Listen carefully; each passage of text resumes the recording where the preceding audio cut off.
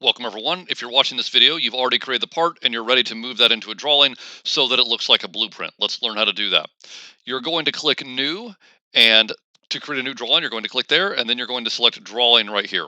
And then of course select OK right there. And this will launch a totally different screen than what you've seen in the past on Solidworks. And again, my computer runs a little bit slow with Solidworks, so bear with me there. And you want just the basic default ANSI, ANSI landscape is fine.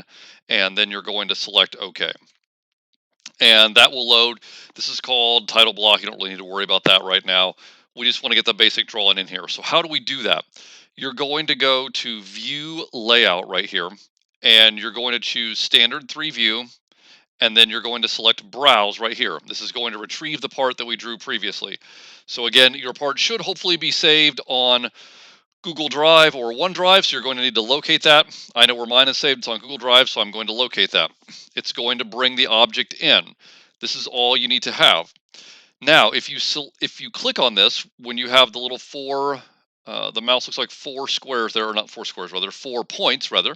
You can scroll down through here and choose various options. So you could choose if you wanted to be shaded with edges, shaded without edges. You can choose a wireframe. You can choose so that hidden lines, so the lines that are behind this view show. You can do any of those things. So you can stick with whatever view you would like. You can place that into the drawing. And when you are done, I'm just going to stick with the standard wireframe right here. When you're done, you simply click the check mark. Now, you need to retrieve the dimensions for this. So how are you going to do that? If you select Annotation, and then you select Smart Dimension on the drop-down, and then select Smart Dimension again, you will have the option here for Auto Dimension. So if you select there, you can click on a part, and you can get the Auto Dimension, and hit the check mark, and it will retrieve the dimensions for that particular part. Now that's a lot of dimensions, and you're going to have to move those around because they can't be down here in the title block, and we want them off the object as much as possible. But you would just simply repeat that process for each view. You would click here, you would then go to Smart Dimension, and then you would select Auto Dimension, and you would hit the check mark, and you would retrieve those dimensions. Now, how do you move them once they're there? So if you simply click back on this object, you then have the ability to grab a dimension right here, and you can move it. So that's a lot better place for it than down below. And the same thing here, I can move these around, and I can move this back up into the edge right here. And some of them actually might be better shown on a different view. So you have to think about that too.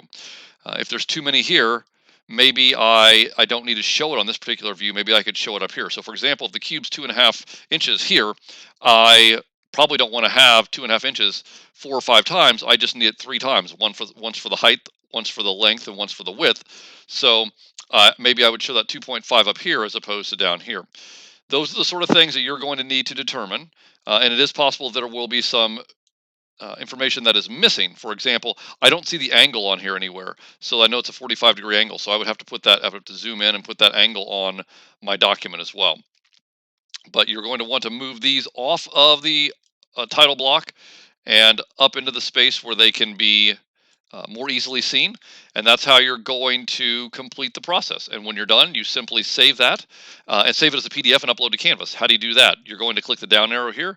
You're going to go to Save As opposed to Save, which you've been doing. And where it says Save as Type, you will select PDF, Adobe Portable Document Format right here.